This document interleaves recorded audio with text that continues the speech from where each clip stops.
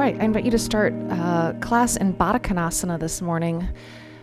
It's great to sit up against a wall because the back tends to fatigue quickly in Baddha Konasana. Baddha Konasana is soles of the feet together, knees out to the side, and I'm using a blanket behind my low back to retain that curve. And some of you will use that blanket higher up to invite the chest to stay lifted and forward. And then we'll manually pull up on the shins. So instead of letting my legs hang heavy, I'm pulling them up using the hands right around the front of the shins here, and the shoulders roll up and back. Chest lifts, the collarbones are wide. We're using this internal rotation of the hands. The palms are facing the body, not out. Right? And we're using that to help draw the shoulder back into the socket. Lifting the knees up so that the thigh starts to feel heavier, it starts to drop into the socket. And sometimes I use that analogy of putting the flagpole in the flag holder. And we do that for the shoulder, we set the shoulder. We can also do it for the hip. So then as the knee lifts, the root of the femur gets heavier and it sits deeper in the socket. And it's a feeling of if water were pouring down the inner thigh, it's pouring down the inner thigh, and there's this release of the inner groin. We're actually, by lifting the shin, we're introducing a bit of internal rotation and adduction to the thighs in the hopes that the groin starts to soften and release. It can be helpful here to give a little bounce. My hands are generating the bounce. The hips are completely passive here. A little bit of bounce, a little bit of a release, pulling up,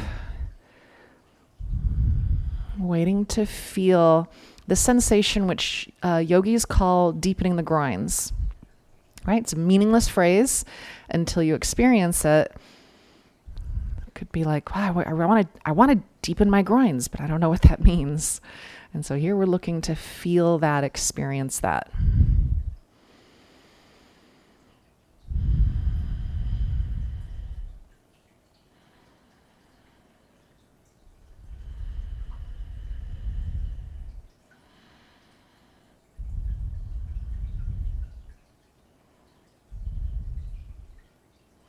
And what I want you to experiment with now is using both hands to lift one leg. You can position your hands however you want, and the other hip drops.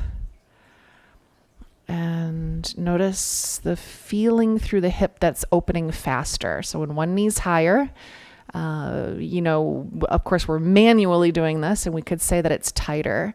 And the other hip is opening faster. The knee is going lower. So what we're going to do is manually lift one side. It doesn't matter which side you guys are doing. And you get it to a certain height. And then I want you to let that leg go and hold it at that height. And I want you to feel how much work and stiffness comes into the higher raised leg side.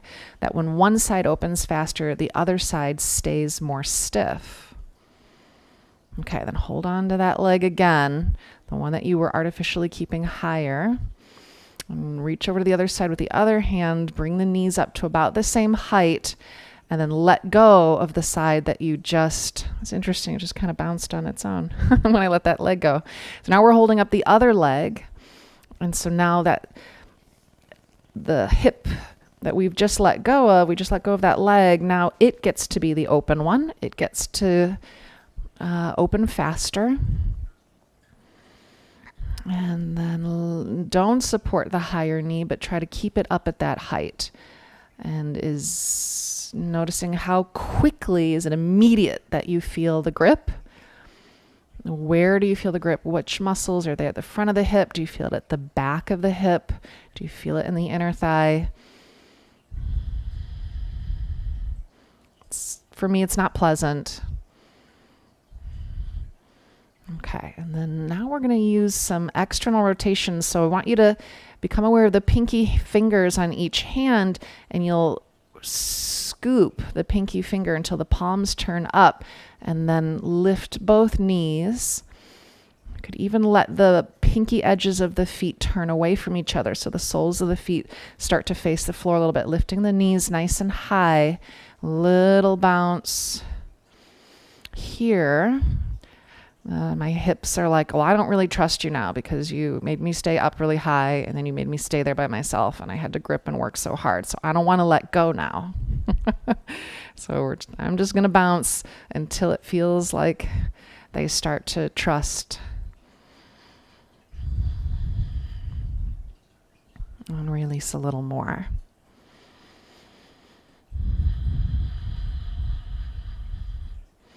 So it's a swiftly changing planet, you guys, still. And in so many ways of the last few months, the whole world has changed. And change is inevitable. Change is natural, and it's normal, and it's necessary. And the yogi, almost by definition, is signing up for change. You know, if you step onto a yoga mat, you're saying, I want to change. And if we can accept that, right, notice any resistance to change, fear to change, this nostalgia and desire for some sort of imaginary past that when you're in the midst of the change, that past, it's already gone. It's already dissolving, shifting, melting away. Can we have the courage to recreate the world anew? Could we feel hopeful for what that could look like? Could we be excited? Can we ride that forward edge of change? Sometimes there's change we do want. Do we remember how that feels? Oh, it's so great.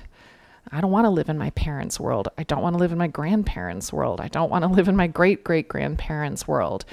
It was more brutal and harder. I'm so excited by the possibilities for my daughter. I'm excited how she almost lives in it sometimes can feel like she lives in a different universe. She's just a different language, different orientation, different way of engaging in relationships, different ways of speaking, a different relationship to music and sound and devices and technology. And she's so just automatic with it. It's just automatic. And it's exciting to see her creating this new world. And I'm all for it. I trust her. Okay, so then we let go of the legs and let the legs just fall open and notice the feeling of the hips opening.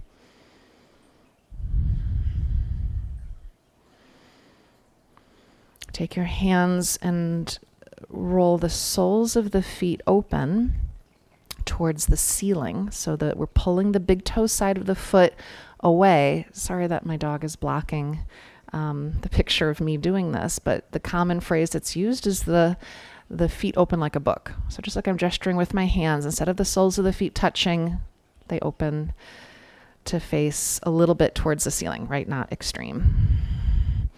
And we're untwisting the leg here, going for that full rotation through the whole leg.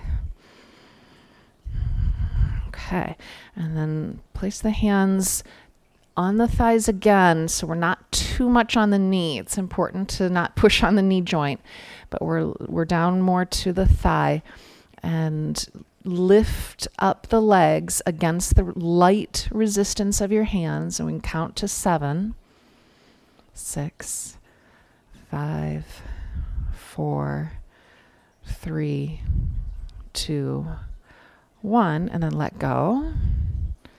Feel the release. Noticing if one side releases faster. And then try again, lifting the legs up and then the hands release. Feel where it grips. 2, 3, 4, 5, 6, 7. Let it go.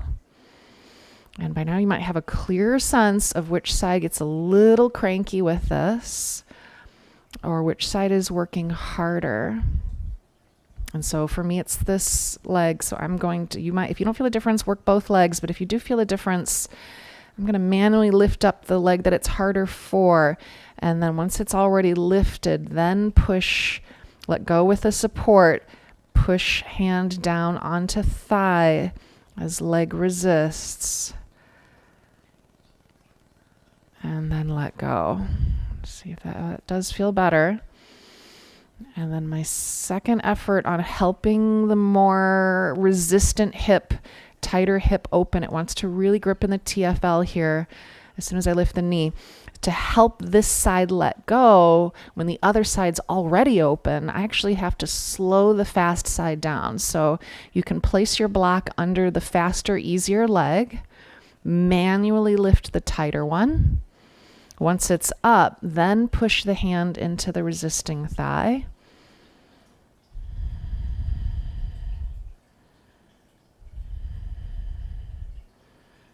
And then let go.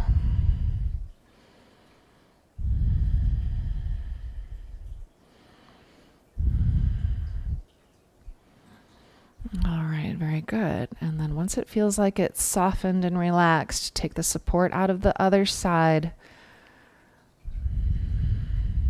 Reach out through your pinky fingers forward so the palms turn up. And then scoop up in your hands the feeling of release. So you may have gotten hints of it. It may feel quite clear and obvious, or it might just be an imagining. What does this release feel like? As things shift and change around us, some things are stabilized and some things release and let go. Make that feeling more conscious. Draw it into your body with your inhales.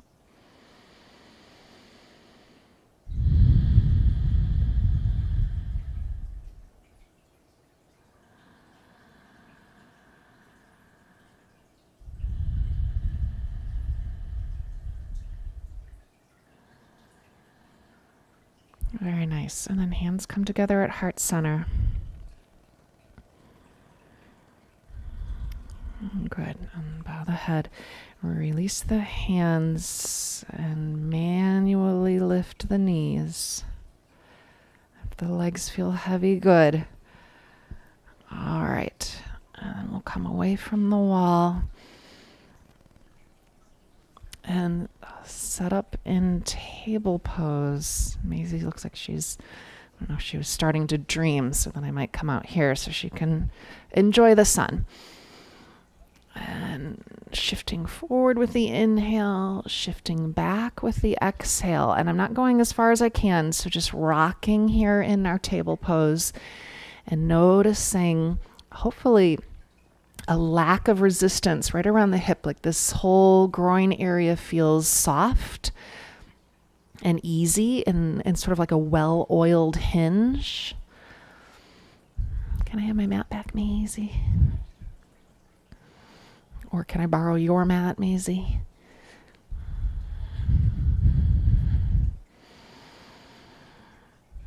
Thank you.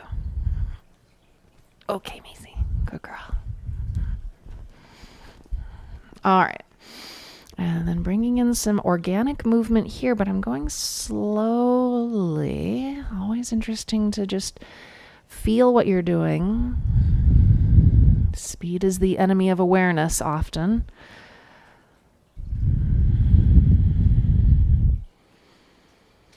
And noticing if that feels soft and well oiled. So when you circle the body, you're rotating the thigh bone in the socket. And the knees are opening and closing, abducting, adducting. And then bring your attention to the other two corners of the body. So if each hip is a corner of the body, each shoulder is a corner, and you can lean back. And the upper arm bones, the humerus on each side has its own little socket in the scapula. That's where, so the shoulder blade is the socket for the head of the arm bone.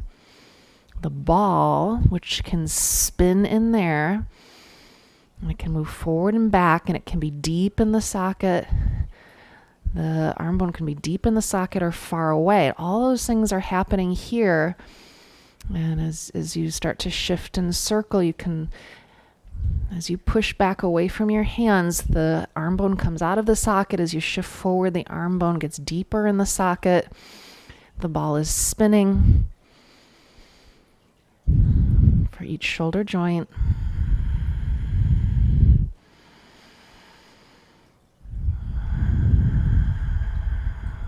Very good. And then come down to your forearms. Take your knees as wide as your blanket or your mat. And then isometrically stretch the mat apart. Stretch the knees apart. Feel the sacrum tone. So the muscles that run across the middle of the back of the pelvis, they tone and engage. And now when you're on your forearms, it's harder for the index finger part of the hand to come down.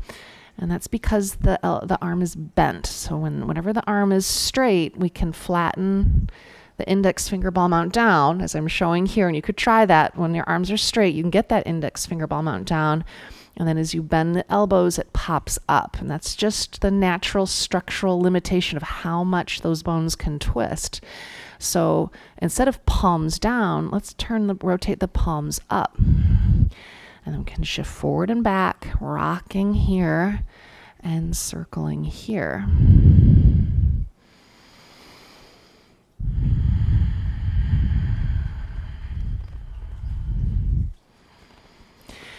There's all this dog hair on my mat. It's okay. Good girl. Maisie turned 4. And she's a Gemini like I am. I turned 47. She turned 4. And I was June 4th. She's June 6th. Hi, Maisie. She's got her squeaky toy here. One of her birthday gifts. Good girl. So let's shift back towards child's pose. Karate chopping the pinky edge of the hand into the mat. And then keep that energy of a light push down into the pinky edge of each hand, each arm. You'll feel the entire forearm engaging, the outer shoulder blade engaging. And let your head release down as you keep the arms active.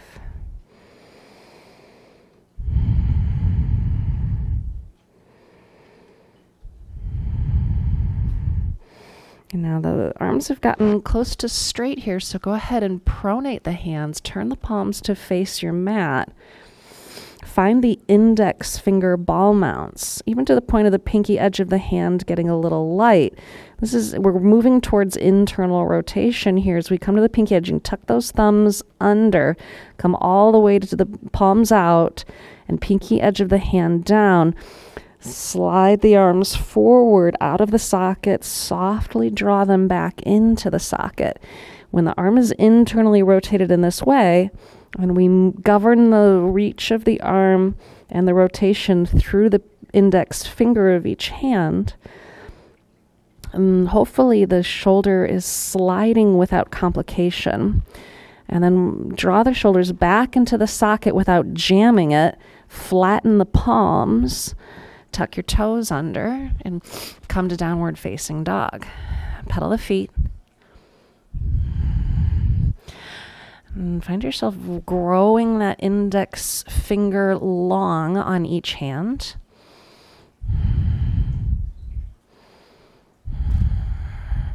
As you pedal the feet and you bend one knee forward, notice if the knee twists in, don't let it. And keep each knee moving out over the middle toes of each foot, even if the feet have to turn out slightly. Great. And then come down to hands and knees, and we'll do the scapular slide here. So arms stay straight. Sink the rib cage. The shoulders move deeply towards the scapula, and the outer edges of the scapula lift up until the shoulder blades are flat on the back. And then push the floor away. Your arm bones are moving out of the socket, and the scapula follows it, and the outer edges of the scapula wrap around the sides of the rib cage. So they're angled. The shoulder blades are angled. And then when you sink back down, the outer edges of the scapula lift. and the shoulder blades are flat. I'll show it from this view, the forward view. Even though we've done this move many times, making what's actually happening more conscious is very helpful to understand how we can position the scapula and how whatever you do with one part of the shoulder girdle, all the other parts respond. So your shoulder blades are flattening until they're parallel to the floor. That happens when you're sinking your ribs down. And then they get angled like a teepee, higher in the middle, close to the spine, outer edges closer to the floor when you're more in that Halloween cat shape where you're pushing up. Collarbones are similarly moving. As you sink the ribs down, the collarbones smile. The outer edges curl up into that Cheshire cat smile, one shoulder to the opposite. And then as you push the hands into the floor, they teepee also with the scapula. Inner edges of the collarbones high, outer edges low. And see if you can do this sink and rise a few more times, feeling that scaffolded support of the collarbones and the shoulder blades moving together.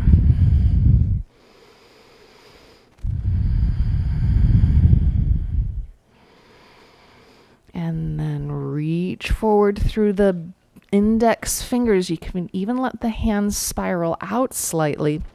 So index fingers are parallel. Hug the biceps in towards one another and come back to dog pose. And hopefully that feels really strong and stable and powerful.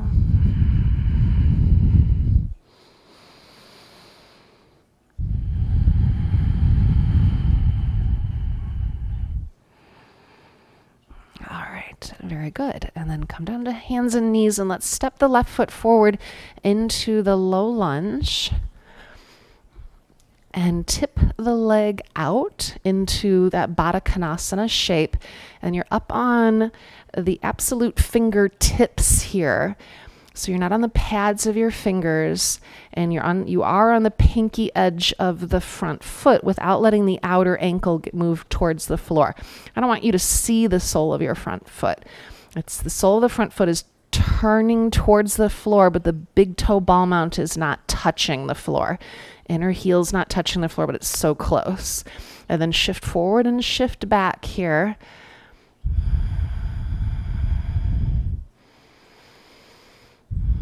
And when the fingers get sore and tired, come to fists, and pushing through straight arm with no bend at the wrist at all.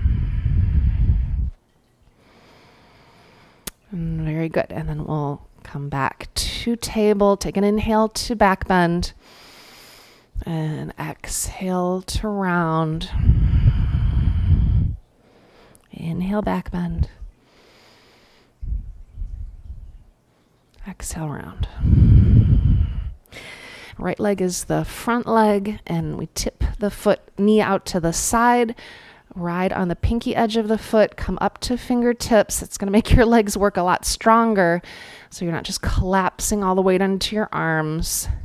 Back leg is holding you up, glutes holding you up, but core is engaged, your belly's zipped up, and the outer front heel is pushing down hard into the mat. Inner thigh releasing as you activate that outer leg line.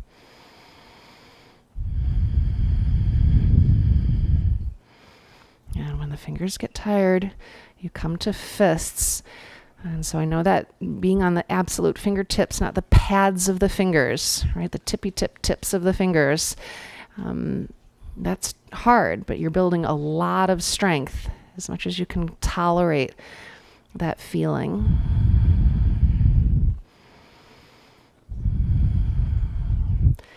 All right. And then we free up that leg. Let's come back to the first side. Left leg forward, right leg back. Tip the front leg out. It's like a pigeon pose, but we're not in pigeon. And then come down to one or both forearms. And if you're like, that's too soon, it's too much, then you raise the floor with your block. and come on to the elbows, the forearms here. And when you're on the forearms, rotate the arms so the palms face up. Because the supination is more available. This external rotation is easily available when your elbows are bent. Okay, and flatten the palms, switch sides, right leg forward, tip the leg out. See if it's possible to come down to forearms. You can build this up as much as needed. You can even have your arms on the seat of a chair.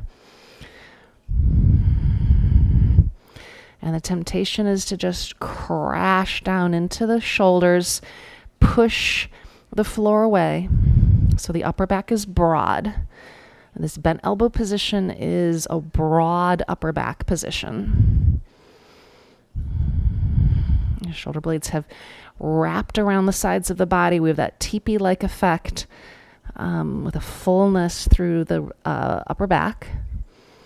And collarbones have teepeed. Very good. And then we'll come back and inhale to back bend. In table pose, exhale to round. Follow your breath.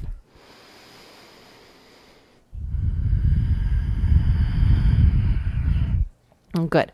And we'll set the block at the top of the mat and come down to the forearms again and rotate the arms so the pinky fingers turn up towards the ceiling.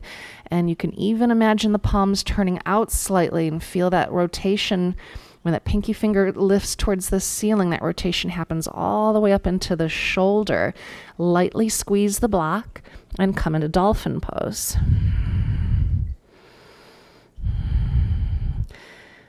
Bend the knees, pedal the feet, move around. It's a shorter stance than dog.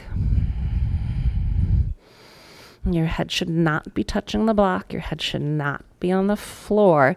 If it is, bend your knees and push the floor away. There should be quite a bit of space between the head and the floor. Inches, many inches.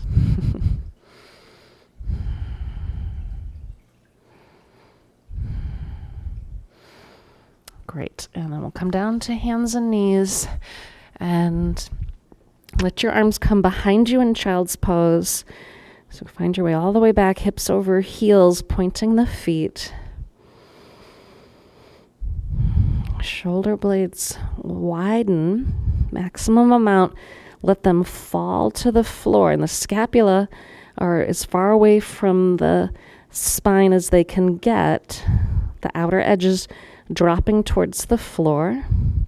The inner edges are higher.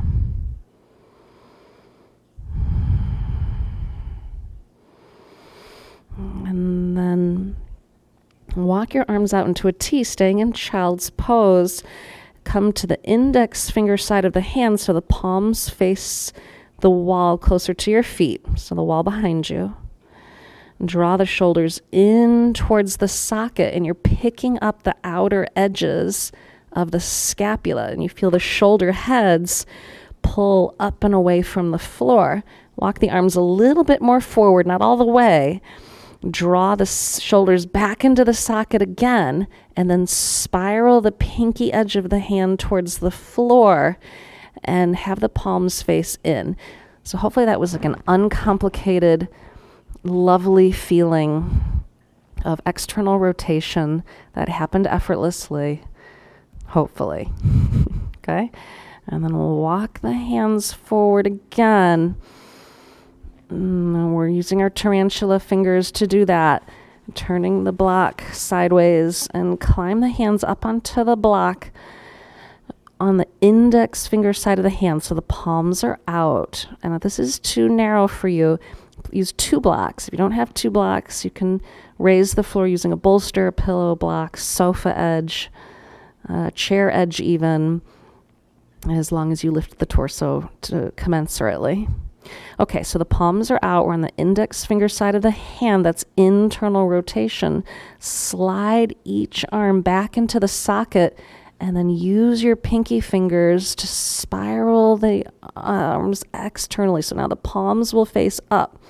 And lightly squeeze your block or your pillow, whatever you have here, so that the palms are up and you feel the external rotation in the arm and the arms working to stay up, the shoulder blades working. Good. Let the palms stay up and take the back of the hand to the floor. Push the back of your hand into the floor. Lift your torso. So I'm not sitting all the way up. I'm about halfway up, still in child's pose with the lower body, pushing the back of the hand into the floor, rotating the pinky edge of the hand towards the ceiling. And that is securing the shoulder blade firmly to the torso. This is a great opportunity to make sure you have your core engaged. So belly up, ribs up, and then flatten just the palms without losing that feeling of containment in the scapula. Tuck your toes under, downward facing dog. Feel the weight pour through the index finger. It's like a little irrigation tunnel or pipe, and the water's flowing from the scapula all the way down through that index finger of each hand.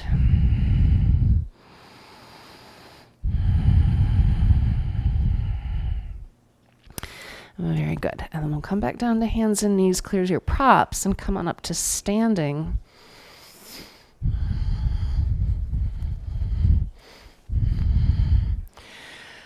And stand with the palms facing forward, reach down slightly, and then start to lift the arms out to the sides, up overhead, lifting with the pinky edge a little faster than the thumb edge.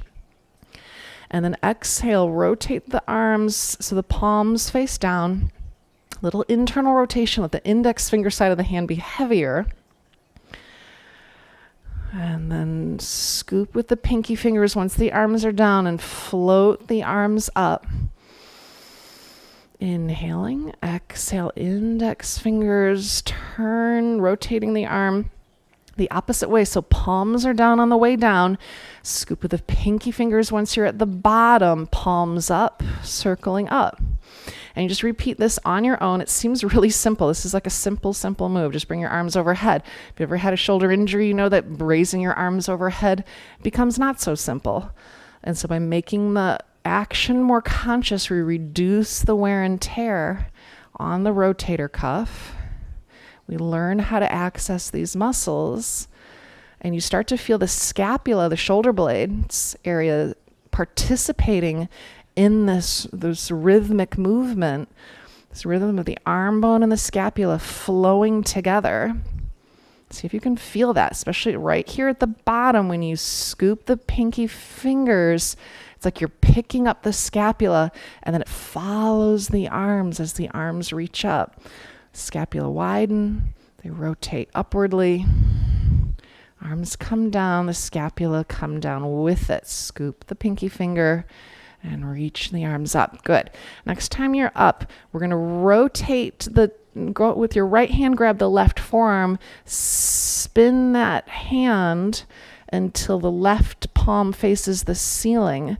And we'll come into our side bend, and we're using the right hand to spin the left forearm into that internal rotation. You'll feel tension in the forearm. Thank you, devices.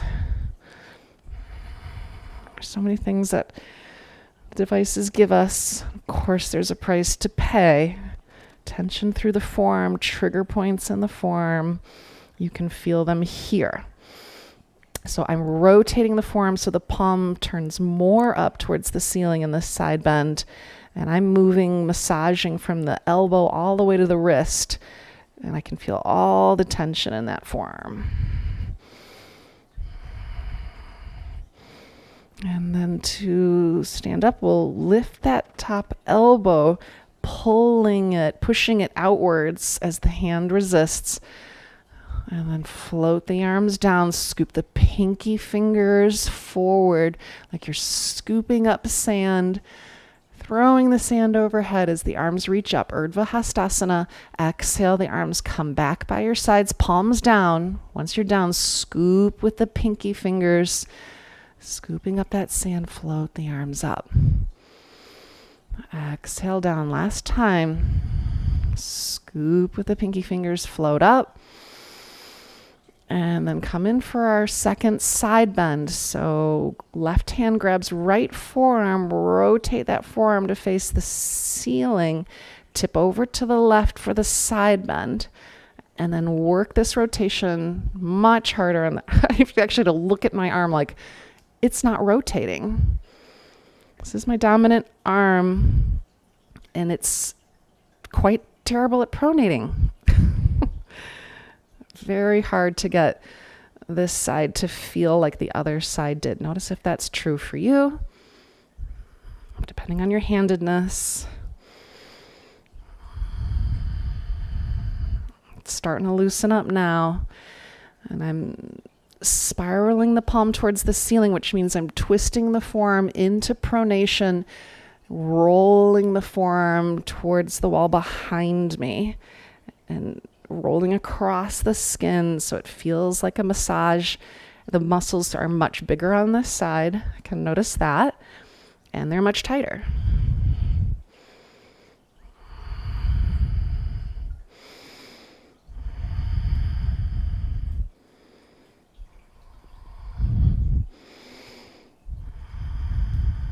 Okay. And then we'll use that right elbow, push that right elbow out to the side to bring you upright. And then float the arms down, scooping at the bottom. The pinky finger generates that change in rotation. The arms float overhead. And then the index finger spins the palms backwards or down to float down. And then the pinky finger scoops and rotates the entire arm to help it float up. Index finger spins the arms the opposite way as they float down.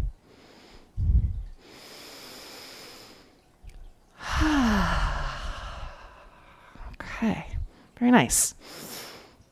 So step the feet wide, and we'll start with the left foot turned out for a warrior two pose. Bend into your front knee, watching how the knee is tracking. Drive into the heel to straighten the leg. And then flatten the sole of the foot, lift the heel to bend the knee, making sure that the knee stays over the toes of the front foot. To straighten the leg, you drive the heel into the ground.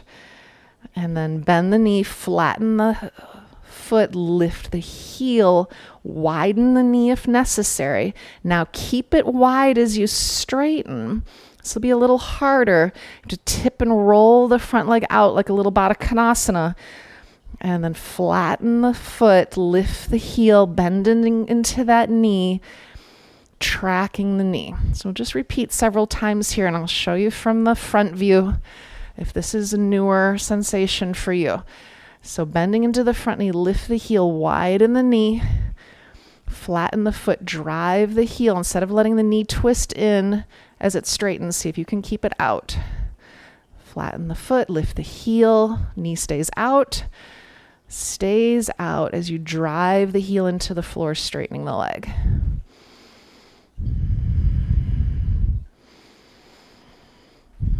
All right. And the next time you're in the pose, stay there.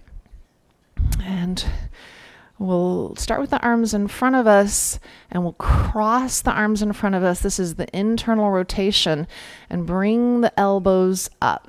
Once the elbows are up, spiral the hands so the palms face away from you. Draw your shoulders back in the socket as you keep the belly firm.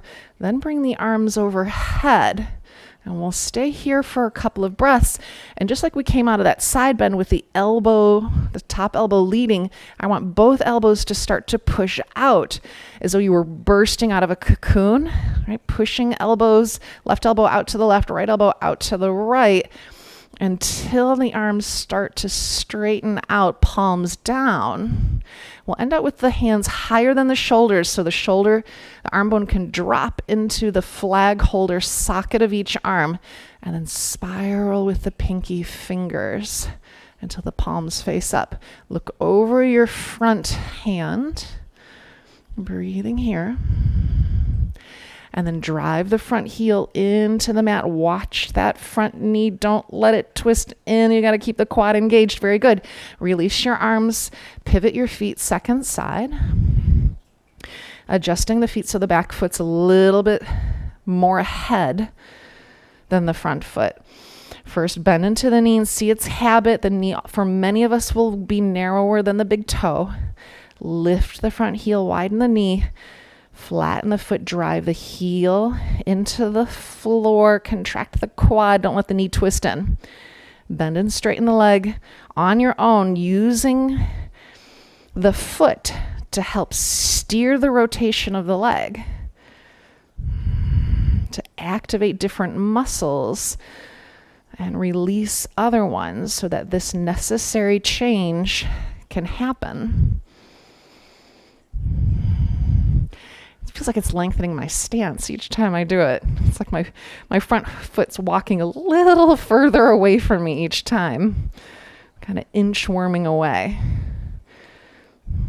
Yep. No, my toe is past the front edge of the mat. That's interesting. All right, I'm in. Hold the pose. And then we'll have the arms pass in front, so they're crossing in front. I have the opposite arm in front, if you can remember, or just do the one that feels weird. And then float the elbows up and rotate the palms so they face out. Even here, we're going to start those elbows wanting to push out, as though out against a cocoon, tearing open. Shoulders come back in the socket. Push out as you lift the arms overhead. That entire tricep, outer shoulder blade line should feel engaged, both sides. And then push out against the cocoon, floating the arms out. Hands are higher than the shoulders so that this top of the neck area can relax. Drop the shoulders into the flagpole holders. Spiral the pinky finger edges up. Look over your front hand.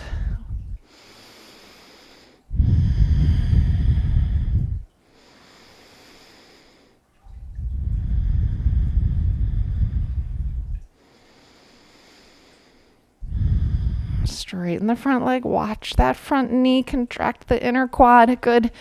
And then pivot your feet. Step the feet together. Stand in mountain pose.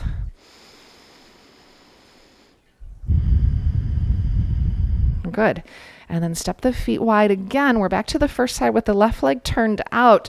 Lift the heel, bend into the front knee, then drive that outer heel down, flattening the sole of the foot to stay bent into the front knee. And we'll float that front arm up with the palm down and spiral. Once it's at shoulder height, that front arm, your left arm, is the palm facing behind you, the wall behind you. Draw the shoulder into the socket, then spiral the pinky finger so the palm now turns up, and then reverse your warrior. Lunge forward into your front knee as your pinky finger keeps spiraling. The palm might even face the wall behind you. Big side body stretch here through the waist, top of the hip. Inhale, straighten the front leg, release the front arm, pivot your feet second side. Lift the front heel, bend into the knee, and then flatten the foot. Drive the outer heel down to trigger the glute to work and the inner thigh to release. And sweep that right arm out in front of you until it's just about at shoulder height or a little higher. Palm faces the wall behind you. And so you could even take that index finger and be turning that arm so that you can feel the work. It twists the whole arm. We use that internal rotation to help the arm bone get deep in the socket. So zip up and then plug the arm in the socket. Then spiral the whole arm, leading with the pinky finger, bringing the arm overhead. Reverse warrior. Lunge into your front knee. That leg will have straightened. Almost guaranteed the leg straightens.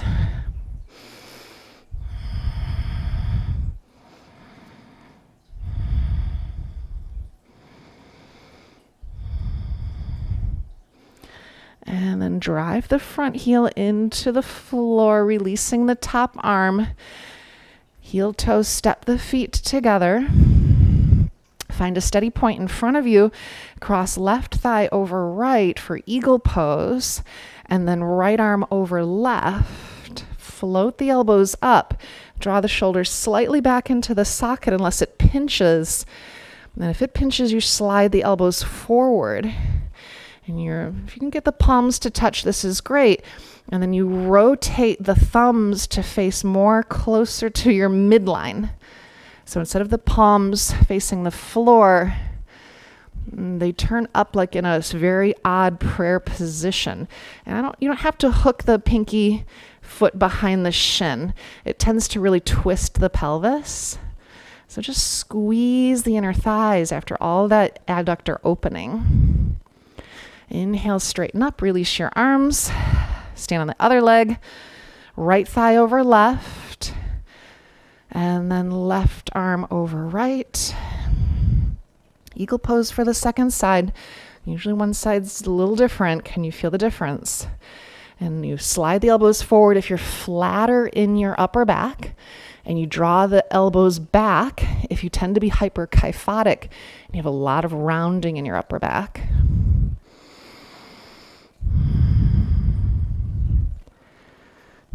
Good. 2 more breaths. And then inhale, straighten up. Exhale, release the arms. Very good. We'll take the arms in front of you and cross left arm over right. Rotate the arms so the palms face each other. So you've crossed the forearms. Tone the belly and the ribs. Draw the shoulders back into the socket. Loosely, this is key. Loosely interlace fingers, and then you'll bend at the elbow. The elbows widen and the hands come towards you, and they do this weird reversing thing. And so for many of you, you just kind of stop here, and it's a lot, right? But some of you will feel that you could bring the hands up and then work the forearms forward, thumbs forward and down.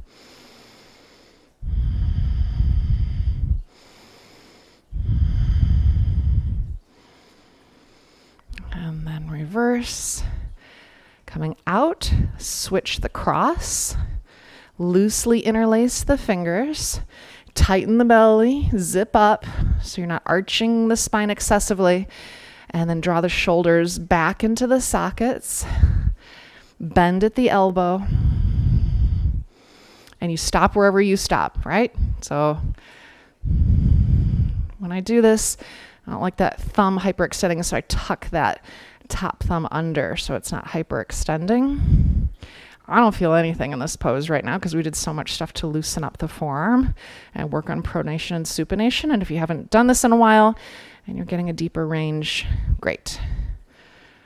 Okay, sometimes it's very intense through the forearms as we release some of that tightness. So release the setup, and then we'll try our Urdhva Hastasana. Rotate the palms, using that pinky finger lead, circling the arms up.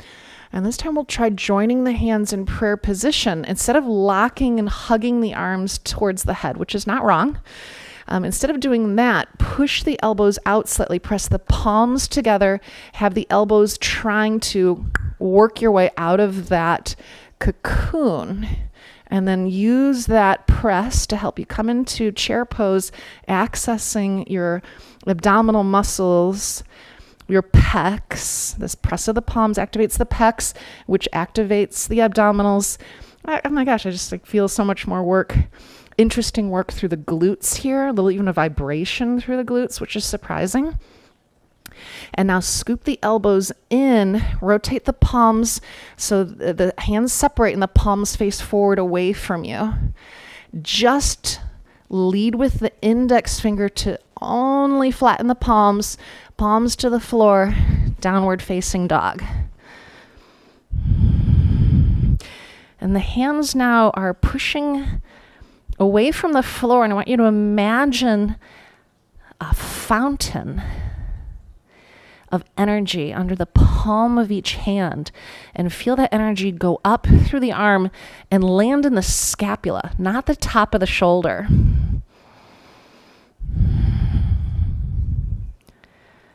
Really interesting. Such a different feeling through the arms. Inhale, come forward to plank. Exhale, turn the hands in. Military style push-up, knees up or down. Exhale to the floor. Come up on your fingertips. Arms are still turned in, and you're on the tips, not the pads. Draw the shoulders back. Bow in. Lift up. Exhale, lower down. Flatten the palms, elbows hug in, shoulders roll up and back, traditional cobra, lifting up. Notice if the shoulders stay back, if they feel better, lighter, softer. Come into locust. So now the hands are on the floor by your hips, sides of the pelvis, they face backwards towards your toes.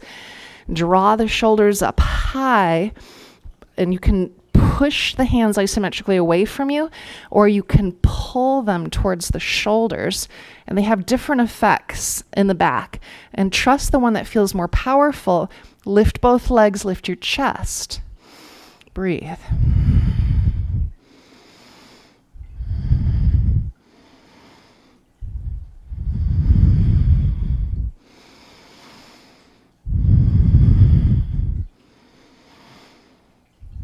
And then release down, head down, rest on your chin or your forehead, bend the knees, tip the legs from side to side.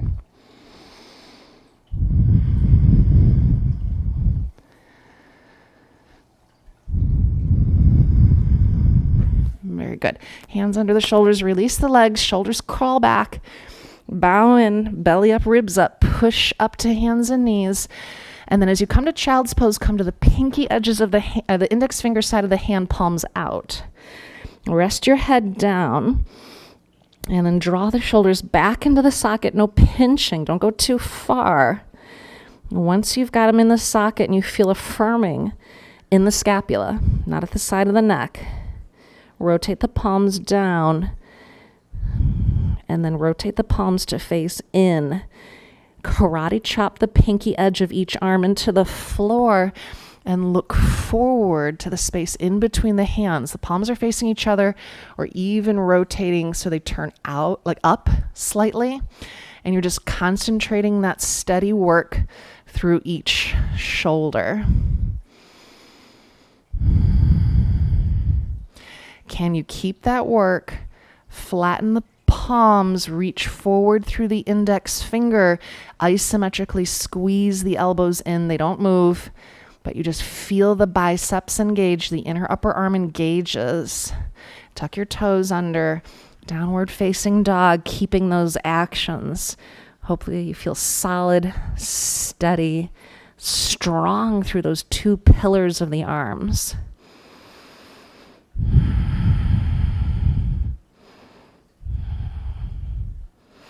Nice. And then come down to hands and knees. And here's where we need a little bit of self-knowledge. What is your body type? So if you're hyperkyphotic and you have a lot of rounding in the upper back, even the shape of the spine has changed to have more rounding there. And then I want you to come to your belly and place as much padding as you can tolerate underneath the belly button. So your belly button is on top of that support. And what you see when I take that posture is it reduces the lumbar curve and it forces the chest forward to the ground. So now the chest is in front, so to speak, of the low back, and it flattens the upper back. Now, if you tend to be more, your posture is more like mine and it's very flat here, almost no rounding, or you even tend to push the ribs forward, we're going to have to do something that might be uncomfortable. We're going to fold the mat from standard fold in half until you have a long, flat orientation here, and it's vertical, right on the mat, not horizontal under the belly. And this edge that's closest to you has to catch the ribs. So if you have this flatter upper back like I do, you tend to hinge high at this mid back, not low. When you hinge low, you support under the belly. When you hinge high, and you'll know you tend to have more neck and shoulder issues generally.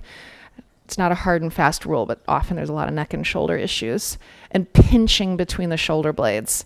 So that's when you want the edge of this blanket to come here. And to build that up even more, I'm going to take this bottom edge that's closest to me and tuck it under. So now I have this little wave. It's higher here and lower there. And that's going to force, I'm going to put my low rib cage there. And if you've picked the right choice, there's a degree of discomfort with it, mild, all right, because it's going to limit where you tend to breathe. People who are hyperlordotic, too much arch in the low back, hyperkyphotic, too much rounding in the upper back, you tend to only breathe into the belly. And so if you have that blanket underneath the navel, you'll have to breathe into the low back. You can breathe into the front chest. And for me, I tend to breathe right here to these low front ribs. And this is now forcing me to breathe into the kidney area, the lowest part of the rib cage in the back. Okay, so we try our 3 options here. We're coming back to the bulldog cobra. So you're up on your fingertips. Fingers angle in as much as you can tolerate. Hands are just about as wide as the elbows. Shoulders back in the socket, away from the ears. Bow in and then lift up. Does that feel different? Hell yeah. All right, come on down. Hands underneath the shoulders, traditional orientation, shoulders back, away from the ears, bow in, lift up. That feels really different too. And then locust. So the hands face backwards towards the feet.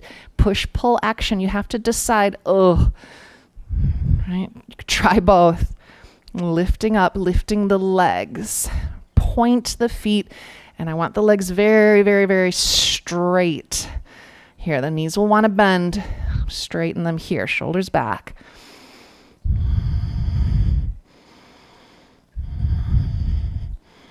And so the blanket should be restraining your ability to hinge where you usually hinge.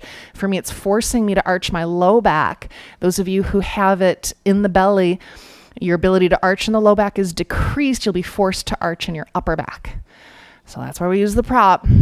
Change the paradigm. Change is necessary. Release the hands down. Bow in, shoulders back, lift up. And come back to downward facing dog or child's pose. You decide.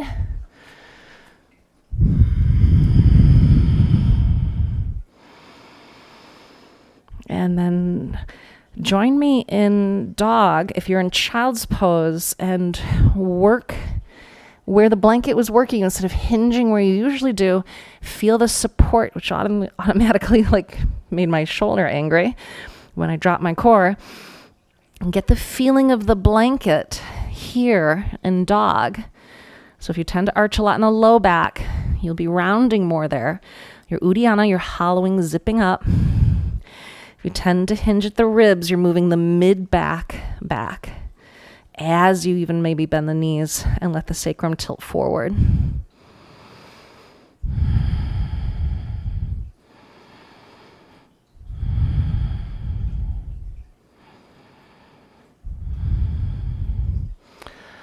Okay, great. And then come down to hands and knees and then sit up and we'll grab your block. So yoga is filled with heart openers, chest openers, which is great. If you're hyperkyphotic in the upper back, right, then lying over a block is so good. It's not teaching you the strength necessary, but it's positioning the body forward and looking for a more passive release through the tight structures here. And if you're built with a flatter back, you're already a little too thrusty, pushy, open here, and you're short and tight in the low back, in the upper back, and you might be long and weak in the low back. So you're getting a better sense of what you want here. In general, when you lie over a block in the upper back, This is going to help you decide if this is the shape for you, right? So it's going to come right to the bottom edges of the scapula. The shoulders are completely off the block, the shoulder heads, right? But I can feel the scapula there wiggle back and forth. And when I lower down, I can get like my head to the floor, and this is like nothing. It's like so easy. But if you're hyperkyphotic, you'll be like, oh shit, like it just feels, it's so intense because your spine doesn't usually bend that way. So if that's you, you've found your position for the day. And then you can support with your blanket under your head to raise the floor. Over a minute or two here, let that lower down. If the position was super easy for you and you're like, I love putting the block behind my upper back, you don't need it. Probably, right? Instead, we're going to roll the blanket and have the roll go underneath the low back. So now I'm telling my body I need to restore the curve there. And I can actually feel now my butt goes down, my low back goes up, my upper back goes down. That's the natural curves of the spine. And this isn't painful, but it's definitely more like, well, this is weird. Even though I intellectually understand it, I've done it a lot, my body's still like, oh, you want us to have a curve there? Okay. So you're choosing.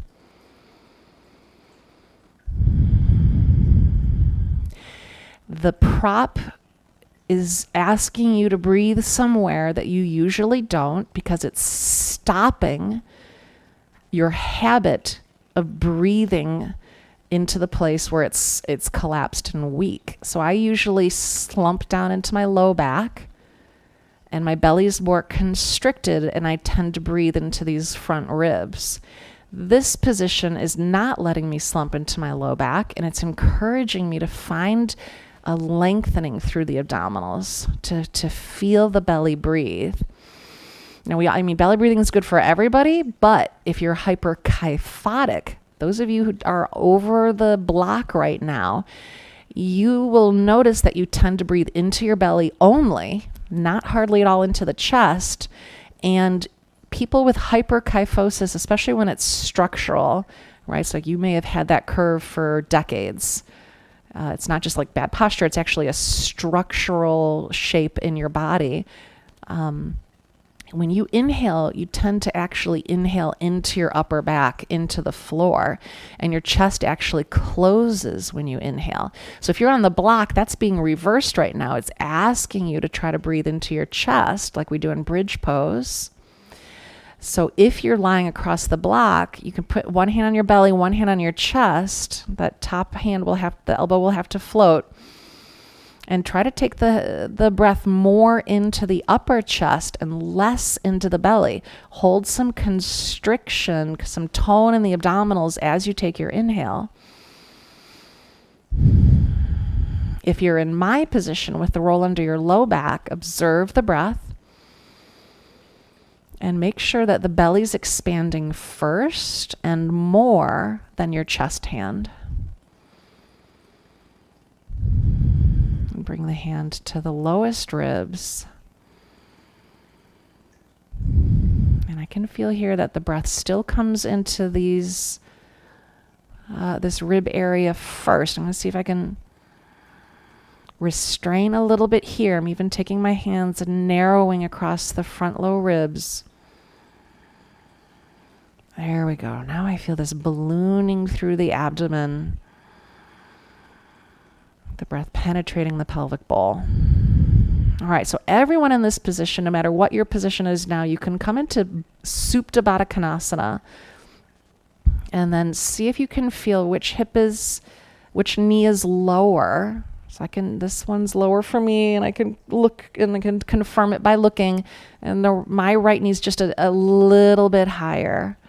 So I'm going to push down into the feet, use my hands to help bring the knees upright. And I'm just going to open my right knee out to the side first. Left knee stays upright. So if you're not sure, right? But you can't tell visually, but you could feel a difference. One leg just feels more tight. It can be tight in the buttock. It can be tight in the knee. Whatever leg you're feeling more resistance, let that leg open first. Bring the opposite knee upright. If you can't tell, just both knees open. Let's enjoy the pose. Breathe.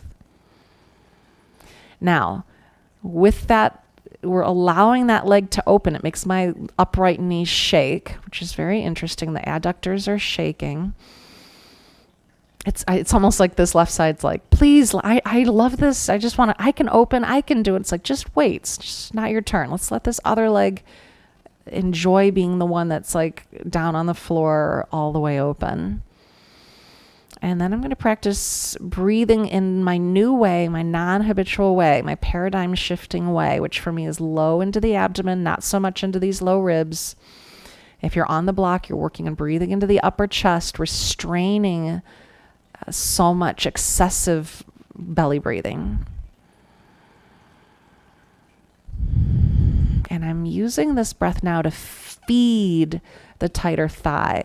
It's like, here, take all these resources. You need them. You haven't been getting them. This other side's been getting them for so long. It's perpetuated this imbalance in the body. Here, right? Flowing all this life force and hope and breath and opportunity into this tighter, restricted side.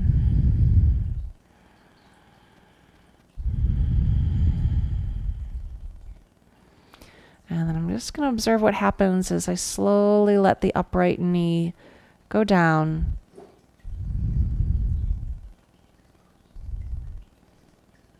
Make sure the feet are at the midline of the body. And when I do that, the right side lifts up again and that left side sinks down. So I'm going to put a block under this left knee so that the right side can take what it needs. So we're working towards more balance and more symmetry. Now, if you're using the block under your upper back and the blanket for your head, you can always curl your mat or just make a fist, or you can just keep that tighter side upright. It doesn't have to open at all. And let your body feel how different it is when you take an opposite position to your tendency. And breathe through any resistance to it. Allow the change to take shape. I'm even going to turn this block up a little higher. There we go. Because now that right hip can fully release.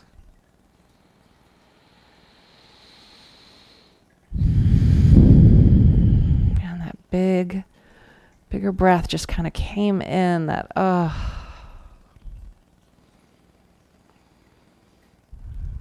nice to recognize that release through the nervous system.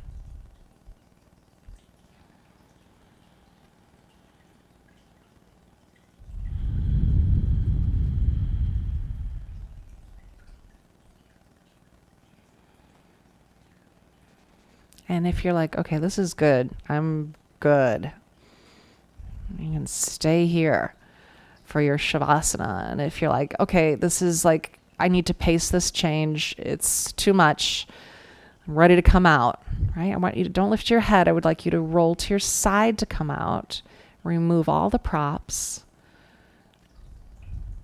and then come back to lying on your back. Do a little arching and flattening of your back with the knees bent, feet on the floor. So you do the pelvic tilt. You just feel the release through the hips, coax the spine into relaxing.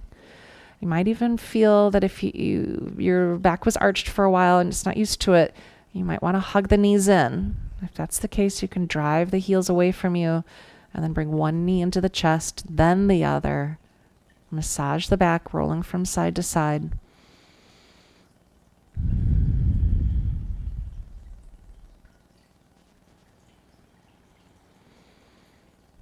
And then you might feel like, okay, well, I thought I was good here, but maybe not. At any point, you can roll over, take out the props, come back to this midline. This is this nourishing, soothing thing for the midline, for the nervous system. As we find the midline, and how do we do that?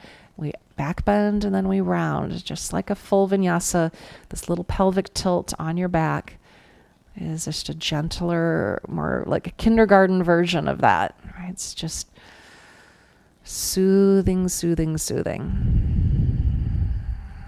And then you can hug the knees in. And it's optional here is to twist. Using the feet to move the knees. Just don't let the legs flop. Control the legs with the feet. So all of these inner core structures can release, because the feet, it's like, I've got you. I'm holding on. Go ahead and reach out as far as you want, because the feet are glued. The edges of the feet are glued and holding on to the edge of the mat.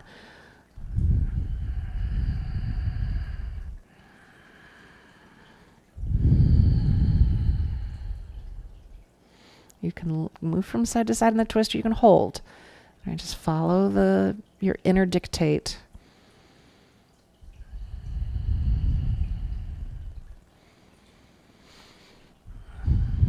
And then release the legs straight and feel the position of the spine. If you've got a strong arch in the low back, please put the blanket underneath your thighs. If it tucks the pelvis, move the roll down closer to your knees. And then to position the arms, we'll start with the palms down. Push the palms into the floor. Find the index finger ball mount of each hand. Grow out through the index finger with a tone through your abdominals. Draw the shoulders into the socket for the outer shoulder touch down. And then roll the pinky finger towards the ceiling. The arms come to a T, or maybe even a little higher. So the upper back feels broad and flat. And the arms, the shoulders are very soft. You might even feel a release stretch through the muscles of the inner arm in this position. That's great. Quiet in the shoulder. And then the soles of the feet are exposed and the palms are exposed. And this is how we both give to the world, the steps that we take, where we go, the stand that we take, how we lead our lives. And then the palms, what we give, what we take.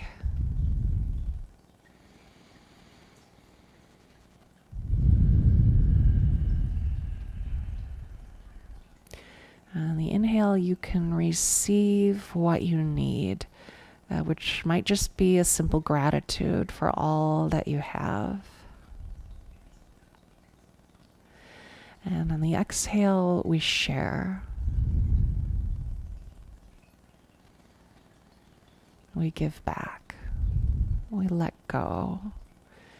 Don't hold too tightly.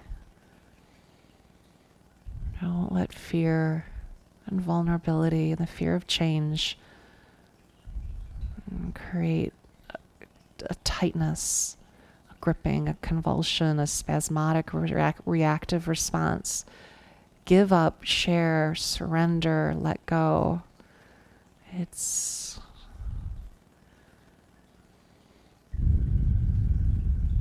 what we need to do.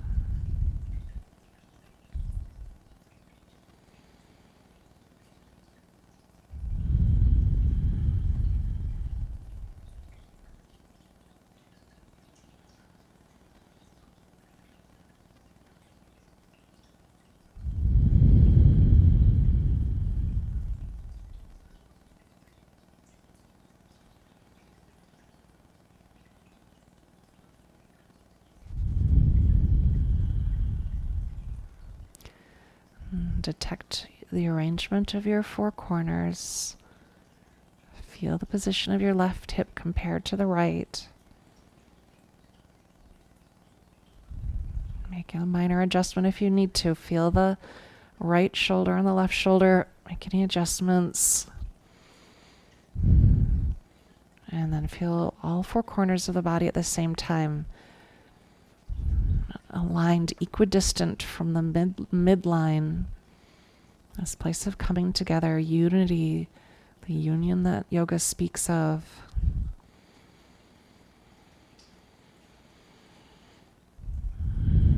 The harmonious resonance of the midline.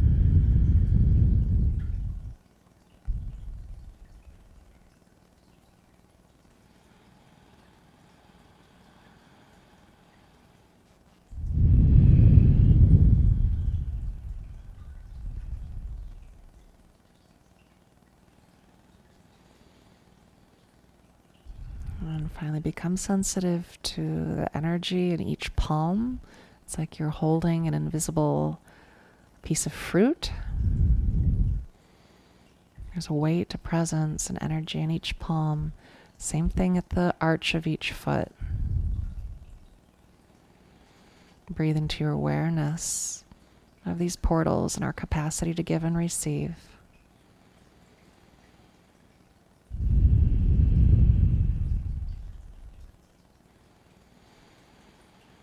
And feel how the inhale you draw in from these portals into the center of the body. And the exhale you release outwards.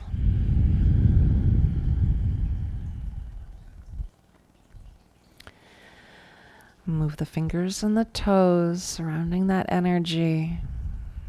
It's 4 spheres of energy. And then the large breath might come in.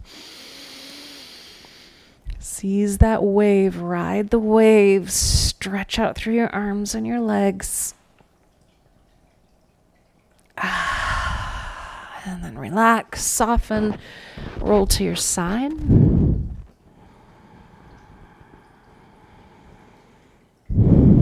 press up to an easy seat.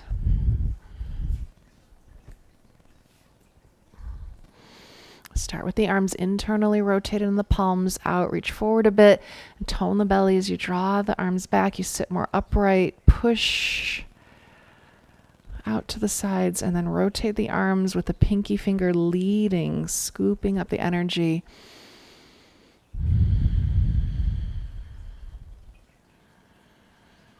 Letting the arms float.